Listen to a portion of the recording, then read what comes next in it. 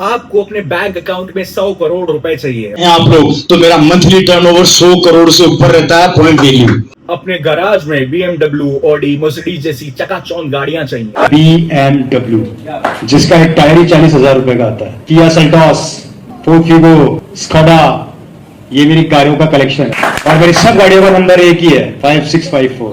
सब गाड़ियों का नंबर एक। गलती से किसी ने मुझे बोल दिया था अभी थोड़े दिनों पहले कि भैया तुम बड़ी बड़ी बातें करते हो, तुम्हारे पास कार है तो कुछ है ही नहीं, और बस उसने दुखी रख पे हाथ रख दिया। मेरा हुआ दिमाग खराब, सीधा शोरूम में गया, एक कार और उठा के लिए। कार खड़ी है, देख कर जाना, इस कार को मेरे को तोड़ना है। जब से लाया हूं तब से रुकी नहीं है अभी तक, चाहे वो 800 किलोमीटर हो चाहे 1000 किलोमीटर हो। मैंने इसमें घर बना लिया अपना दूसरा। कार खड़ी है BMW X5 टॉप मॉडल, मात्र 1.5 करोड़ की कार है, ज्यादा महंगी नहीं। हाथ में लग्जरी वॉच चाहिए। ये वॉच मेरे पास है लिमिटेड एडिशन की, मैं बताने जा रहा था आरसीएम की ताकत में। दिल्ली एयरपोर्ट पे था, बोर्ड तो नहीं हो रहे, दिल्ली एयरपोर्ट पे एक सज्जन मेरे साथ खड़े हुए थे, उम्र थी उनकी 55 साल। हम एक घड़ी देख रहे थे, बहुत इंपॉर्टेंट घड़ी थी वो, बहुत ज्यादा महंगी घड़ी थी वो। मून ब्रांड का नाम सुना है? नहीं सुना तो मेरे मुंह से पूछा एक्सक्यूज मी, मैंने कहा यस सर। यार आपने इतनी महंगी घड़ी 2 मिनट में खरीद ली, आप क्या करते हैं? मैंने कहा आजा पोपचे में।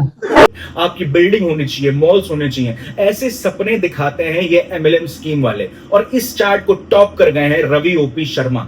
रवि ओपी शर्मा का क्या कहना, डोनाल्ड ट्रंप जितनी नहीं फेंकते हैं कि उन्होंने कितनी पीस बचा के रखी है दुनिया में। Prevent and very easily World War III, very easily. Before I even arrive at the Oval Office, I will have the disastrous war between Russia and Ukraine settled. It will be settled quickly. जितनी Tania Mittal big boss के घर में नहीं छोड़ती है कि उसके घर में कितनी लिफ्ट है। कॉल करते डायलर पे किचन में छोटी ये जैसे कबर्ड है ना, इसमें लिफ्ट बनी हुई है, तो आप इसमें प्लेट लगा के गरम करके इसमें रख दो, बटन दबा दो तो उस फ्लोर के किचन में पहुंच जाता है खाना नीचे से कहीं से भी। अपनी पूरी शक्ति के साथ रवि ओपी शर्मा इन सबके बाप है, इन सबको सरपास कर चुके हैं वो। ही इज द ओजी फेकू। इनके नाम में जो ओपी आता है ना, उसका मतलब ही मुझे यही लगता है, ऑफिशियल फेकू। रवि ओपी शर्मा का बैकग्राउंड जान लेते हैं कि भाई ये रवि ओपी शर्मा, जिसका फुल नाम रवि ओम प्रकाश शर्मा है, ये एक कॉन्ट्रोवर्शियल फिगर है इंडिया के MLM मल्टी लेवल मार्केटिंग जिसे कहते हैं उस वर्ल्ड में। वो मेनली RCM बिजनेस के साथ जुड़ा हुआ है, जो एक डायरेक्ट सेलिंग कंपनी है जो प्रोडक्ट्स जैसे FMCG आइटम, सोप, टूथपेस्ट वगैरह ये सब बेचती है नेटवर्क मार्केटिंग के थ्रू।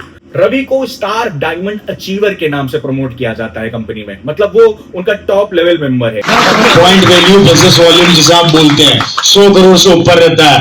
30 तारीख को बिजनेस क्लोज होता है, 1 तारीख की सुबह 7 बजे मैं स्टार पर्ल होता हूँ, 10 बजे मैं एमरल्ड होता हूँ, लगभग 11 साढ़े 11 बजे स्टार एमरल्ड होता हूँ, दिन में 2 बजे के आसपास में रूबी होता हूँ, और शाम को 4 बजे मैं स्टार रूबी बन जाता हूँ, और रात को 9-10 बजे तक मैं सफायर बन जाता हूँ, और नेक्स्ट डे शाम तक आते आते मैं स्टार सफायर हो जाता हूँ। ये मेरे 1 या 2 दिन का बिजनेस है। अभी पूरा महीना बाकी है, पूरा महीना अभी काम करना बाकी है। हेलो, मेरी बात समझ में आ रही है?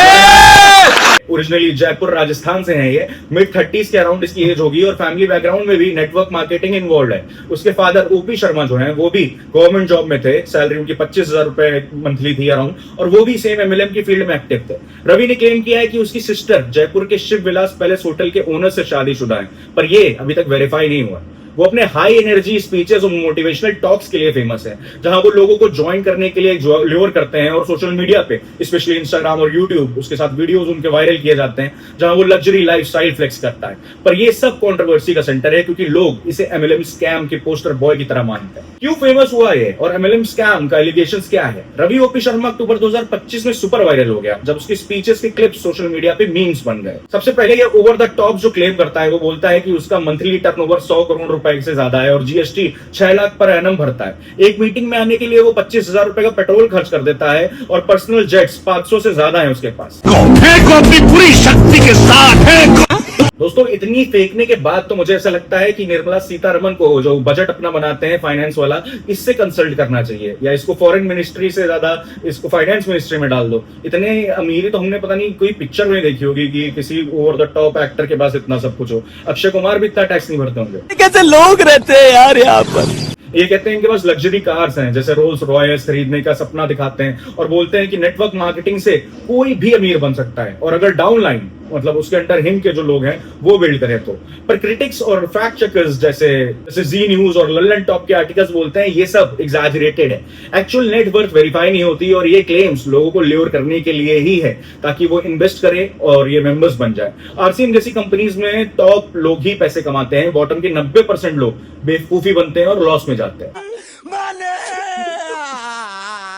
इंडिया में एमएलएम इंडस्ट्री बूम कर रही है। 2025 में एस्टिमेटेड 64,500 करोड़ का बिजनेस हुआ है इसका। बहुत सी कंपनीज पिरामिड स्कीम्स जैसे चलती हैं और जहां रिक्रूटमेंट, नए लोग लाना, नए मुर्गे फंसाना, इससे ज्यादा पैसे बनते हैं प्रोडक्ट सेलिंग के। रवि को इसका फेस माना जाता है। यूट्यूब पे वीडियोस जैसे Ravi OP Sharma MLM fraud exposed October 2025 में अपलोड हुए थे। उसमें क्लेम्स को डिकोड किया गया है, शोइंग की 100 करोड़ इनकम रियलिस्टिक नहीं है विदाउट सॉलिड प्रूफ। लोग बोलते हैं ये सपनों का सौदागर है जो मिडिल क्लास लोगों को इजी मनी का इल्यूजन देता है। सिमिलर केस है जैसे सोनू शर्मा, दूसरे एमएलएम लीडर के अगेंस्ट, जहां स्कैम एक्सपोज हुए हैं। रवि के केस में भी no direct legal fraud case reported है अभी तक, पर वार्निंग्स बहुत हैं कि ये मिसलीडिंग है। गवर्नमेंट की आईडीएसए यानी इंडियन डायरेक्ट सेलिंग एसोसिएशन के अंडर आरसीएम लीगल है, पर क्रिटिक्स बोलते हैं लूप होल्स उसे यूज करते हैं तभी ये बच पाते हैं। इंस्टाग्राम पे इनकी स्पीचेस के एडिट्स, मीम्स बन रहे हैं जैसे MLM virus, networking marketing roast videos, जहां लोग उसको ट्रोल करते हैं। एक फनी एंगल ये है कि लोग उसको big boss fame Tania Mittal का भाई बोलते हैं क्योंकि दोनों लग्जरी फ्लेक्स करते हैं स्पीचेस में, जो कि बिल्कुल झूठी। ये सब ने उसको नेशनल लेवल पर फेमस बना दिया है, पर नेगेटिव वे में। लोग बोलते हैं ये फ्रॉडस्टर को प्रमोट कर रहे हैं। तो अब तक का दोस्तों समझ लेते हैं सीन क्या है। वायरल होने के बाद मीडिया कवरेज इसका बढ़ गया है। द लल्लन टॉप ने अगस्त 2025 में पहली बार इसकी स्टोरी कवर की थी, फिर अक्टूबर में जी न्यूज और यूट्यूब चैनल्स ने डीप डाइव किया है। बड़े बड़े क्रिएटर्स इस पे वीडियो बनाए हैं। नो ऑफिशियल इन्वेस्टिगेशन अनाउंस है अभी तक, पर कंज्यूमर अलर्ट जारी हो रहा है कि एमएलएम के अगेंस्ट ऐसे बेवकूफ फ्रॉड बनाए जा रहे हैं। रवि खुद एक्टिव है फेसबुक और यूट्यूब पे, मोटिवेशनल कंटेंट पोस्ट कर रहे हैं, पर बैकलैश फेस कर रहे हैं क्योंकि कमेंट्स में लोग उनको बता रहे हैं उनका असली चेहरा क्या है।